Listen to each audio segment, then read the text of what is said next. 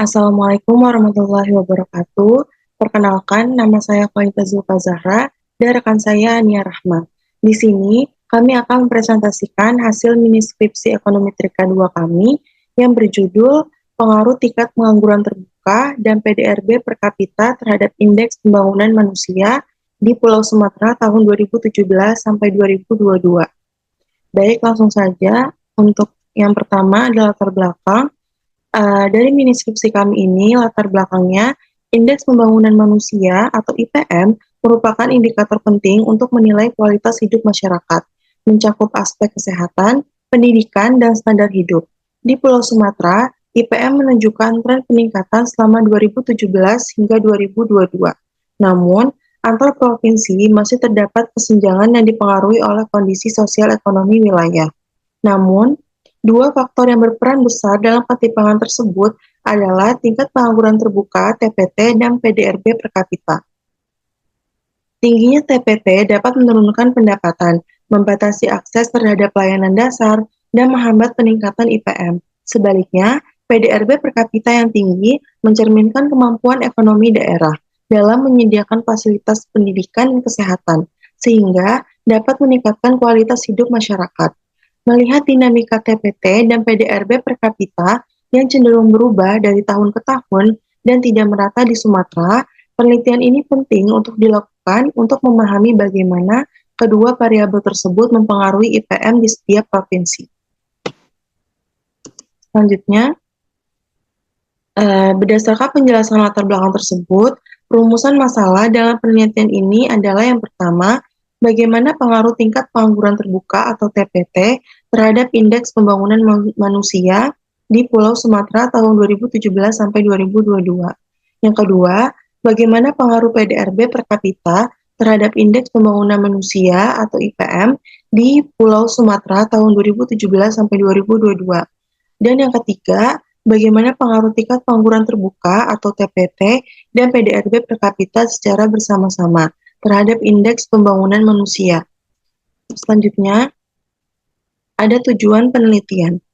Tujuan penelitian dari mini skripsi ini yang pertama, penelitian ini bertujuan untuk menganalisis pengaruh tingkat pengangguran terbuka terhadap Indeks Pembangunan Manusia di provinsi-provinsi yang terdapat di Pulau Sumatera, serta mengkaji sejauh mana kondisi ketenagakerjaan tersebut berperan dalam meningkatkan atau menurunkan kualitas pembangunan manusia dari aspek kesehatan, pendidikan, dan standar hidup layak. Lalu yang kedua, penelitian ini berfokus untuk menilai pengaruh PDRB per kapita terhadap IPM di Pulau Sumatera sebagai gambaran tingkat pendapatan rata-rata masyarakat, serta kemampuan ekonomi daerah dalam mendukung akses penduduk terhadap layanan pendidikan, kesehatan, dan kebutuhan hidup dasar. Dan yang ketiga, selain itu, penelitian ini juga bertujuan untuk menginvestigasi secara bersamaan bagaimana pengaruh tingkat pengangguran terbuka dan PDRB per kapita mempengaruhi Indeks Pembangunan Manusia atau IPM di Pulau Sumatera, sehingga dapat memberikan wawasan lebih mendalam mengenai hubungan antar kondisi ketenagakerjaan, tingkat pendapatan daerah, dan peningkatan kualitas hidup masyarakat di masing-masing provinsi. Baik, masuk ke bab 2, tinjauan pustaka. Pertama, ada teori-teori yang digunakan. Pertama, ada teori Indeks Pembangunan Manusia atau IPM. Indeks Pembangunan Manusia merupakan ukuran komprehensif yang dikembangkan oleh United Nations Development Programme atau UNDP untuk menilai kualitas hidup berdasarkan 3 dimensi utama, yaitu kesehatan, pendidikan, dan standar hidup layak. IPM menekankan bahwa pembangunan manusia bukan hanya soal pertumbuhan pendapatan, tetapi tentang memperluas kemampuan dan pilihan masyarakat untuk menjalani kehidupan yang sehat, berilmu, dan memiliki kemampuan ekonomi yang memadai. Dimensi kesehatan diwakili oleh angka harapan hidup yang menggambarkan kualitas kesehatan dan layanan medis. Dimensi pendidikan terdiri dari 2 indikator, yaitu rata-rata lama sekolah atau RLS dan harapan lama sekolah atau HLS, yang menunjukkan tingkat pengetahuan dan kesempatan pendidikan masyarakat. Sementara itu, standar hidup diukur melalui pengeluaran per kapita yang mencerminkan daya beli. Ketiga indikator ini kemudian digabungkan menjadi satu angka IPM, seperti gambaran tingkat kesejahteraan umum suatu daerah. Semakin tinggi IPM, semakin baik kualitas hidup dan kemampuan masyarakat dalam mengakses layanan dasar. Oleh karena itu, IPM sangat relevan digunakan sebagai variabel dependen dalam penelitian yang mengkaji pengaruh faktor ekonomi dan ketenagakerjaan terhadap kesejahteraan masyarakat. Baik, yang kedua ada teori tingkat pengangguran terbuka atau TPT. Tingkat pengangguran terbuka merupakan salah satu indikator utama untuk melihat kemampuan perekonomian suatu wilayah dalam menyediakan lapangan pekerjaan. Menurut International Labour Organization atau ILO, pengangguran terjadi ketika seseorang termasuk dalam angkatan kerja tetapi tidak memiliki pekerjaan dan masih aktif mencari pekerjaan. Dalam perspektif teori Keynesian, pengangguran muncul akibat turunnya permintaan agregat sehingga perusahaan mengurangi produksi dan menurunkan jumlah tenaga kerja. Teori Lewis menambahkan bahwa pengangguran juga dapat terjadi karena surplus tenaga kerja di sektor tradisional yang tidak terserap di sektor modern, sehingga perpindahan tenaga kerja tidak berjalan optimal. Sementara itu, teori neoklasik menjelaskan bahwa pengangguran disebabkan oleh ketidakseimbangan antara permintaan dan penawaran tenaga kerja, ditambah rigiditas upah yang membuat pasar tenaga kerja tidak mencapai titik keseimbangan. Secara teoritis, tingginya TPT dapat menurunkan kualitas hidup masyarakat karena berkurangnya pendapatan rumah tangga, terbatasnya kemampuan mengakses pendidikan dan kesehatan, serta meningkatnya beban sosial. Oleh karena itu, TPT sering dikaitkan dengan penurunan IPM suatu wilayah. Baik, yang ketiga ada teori produk domestik regional bruto per kapita. PDRB per kapita merupakan indikator penting yang menggambarkan tingkat pendapatan rata-rata penduduk dalam suatu daerah. PDRB dihitung dari total nilai tambah barang dan jasa yang dihasilkan suatu wilayah, sehingga mencerminkan kekuatan ekonomi dan produktivitas daerah tersebut. Menurut teori pertumbuhan ekonomi yang dikemukakan oleh Kuznets, peningkatan pendapatan per kapita menunjukkan adanya pertumbuhan ekonomi yang berkelanjutan dan peningkatan kapasitas produksi. Todaro dan Smith menegaskan bahwa pertumbuhan ekonomi tidak hanya meningkatkan pendapatan, tetapi juga berpotensi memperbaiki kesejahteraan masyarakat apabila diikuti dengan akses yang lebih baik terhadap pendidikan, kesehatan, dan kebutuhan dasar. Semakin tinggi PDRB per kapita, semakin besar pula kemampuan pemerintah daerah dalam membiayai layanan publik dan meningkatkan kualitas hidup penduduk. Oleh sebab itu, PDRB per kapita sering dihubungkan secara positif dengan IPM, karena peningkatan pendapatan daerah biasanya berdampak pada peningkatan akses masyarakat terhadap layanan yang mendukung kesejahteraan. Baik, selanjutnya ada kerangka pemikiran yang akan dijelaskan oleh rekan saya. Selanjutnya masuk ke kerangka pemikiran. Di sini kami menggunakan dua teori. Yang pertama yaitu ada teori pengangguran neoklasik Piaget pada tahun 1933 dan menyatakan di mana bahwa pengangguran terjadi akibat ketidakseimbangan antara permintaan dan penawaran tenaga kerja sehingga menurunkan pendapatan masyarakat dan kualitas hidup. Lalu untuk teori yang kedua yaitu teori pembangunan ekonomi Todaro dan Smith tahun 2015 yang dimana menyatakan pertumbuhan pendapatan regional berpengaruh langsung terhadap kesejahteraan masyarakat melalui peningkatan kesempatan kerja, produktivitas, dan daya beli. Dengan demikian, PDRB tidak hanya menjadi ukuran aktivitas ekonomi, tetapi juga mencerminkan kapasitas pendapatan masyarakat yang berperan penting dalam meningkatkan kesejahteraan dan pembangunan manusia. Hubungan-hubungan antara variabel penelitian ini berdasarkan asumsi bahwa yang pertama, TPT menggambarkan persentase angkatan kerja yang belum terserap dalam pekerjaan. Ketika TPT meningkat, makin banyak individu yang tidak memperoleh pendapatan, sehingga kemampuan mereka untuk memenuhi kebutuhan hidup ikut menurun.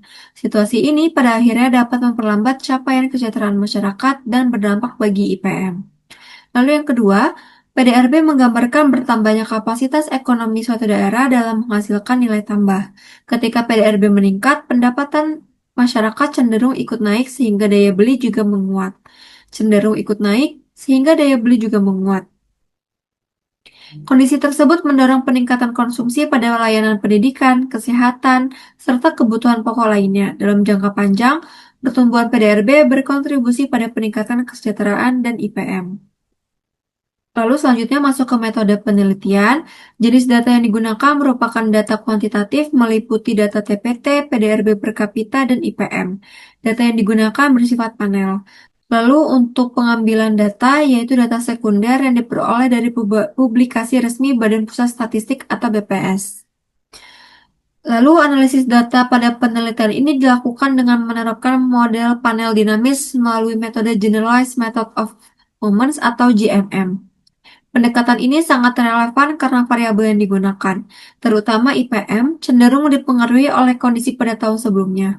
Dengan kata lain, terdapat dinamika antar periode yang tidak dapat dijelaskan oleh model statis biasa. Lalu untuk kerangka metode penelitiannya, yang pertama ada spesifikasi model, uji konsisten, lalu ada uji instrumental valid atau Hansen test, lalu yang terakhir ada uji ketidakbiasan.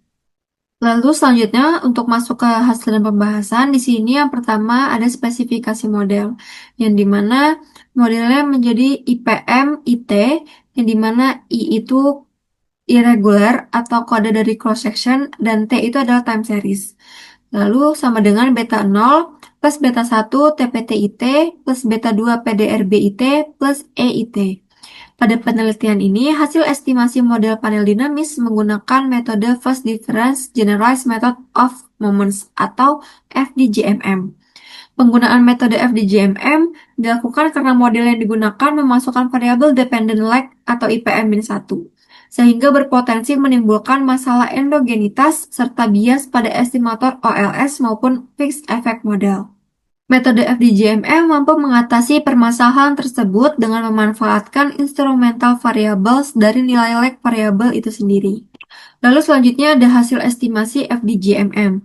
Berdasarkan hasil estimasi model panel dinamis menggunakan metode FDGMM pada tabel di atas, dapat dilihat bahwa seluruh variabel dalam penelitian ini terbukti signifikan memengaruhi IPM. Variabel IPM tahun sebelumnya atau IPM-1 memiliki koefisien sebesar 0,931099 dengan nilai probabilitas 0,000 yang berarti signifikan pada tingkat 1%. Nilai koefisien yang besar ini menunjukkan bahwa IPM cenderung bergerak secara berkelanjutan dari tahun ke tahun. Dengan kata lain, kondisi IPM di tahun sebelumnya masih memiliki pengaruh kuat terhadap nilai IPM tahun berikutnya. Lalu yang ketiga, kita melakukan uji Arellano-Bond, yang dimana kita fokus untuk melihat nilai koefisien atau nilai M statistik di AR2. Yang dimana AR2 menunjukkan hasil nilai M statistik sebesar 0,83599 dengan nilai probabilitas 0,03158.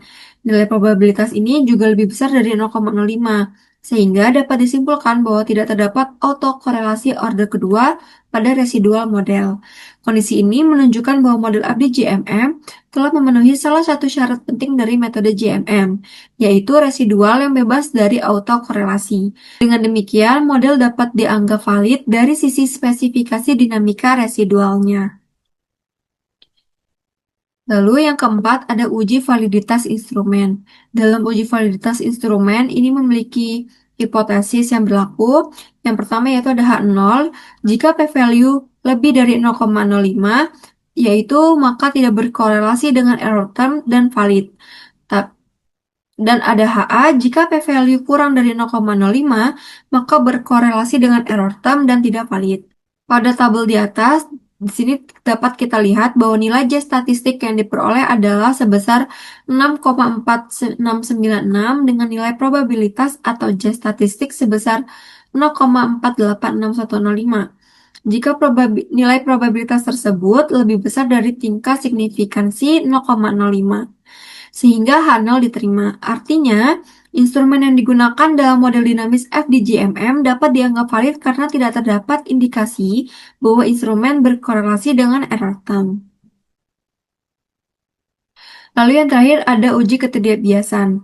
Terlihat bahwa nilai koefisien FEM sebesar 0,76216, nilai FDGM sebesar 0,93109, dan nilai PLS sebesar 0,99344, yang dimana posisi nilai FDGMM berada di antara nilai FEM dan PLS, yaitu lebih tinggi daripada FEM namun lebih rendah daripada PLS.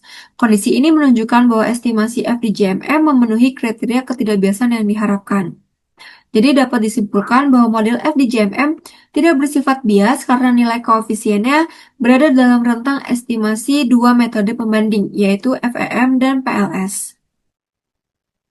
Setelah melihat hasil estimasi sebelumnya, di sini kami terdapat 3 poin pembahasan. Yang pertama, IPM periode sebelumnya berpengaruh positif dan signifikan terhadap IPM periode berjalan, yaitu menunjukkan bahwa pembangunan manusia bersifat berkelanjutan.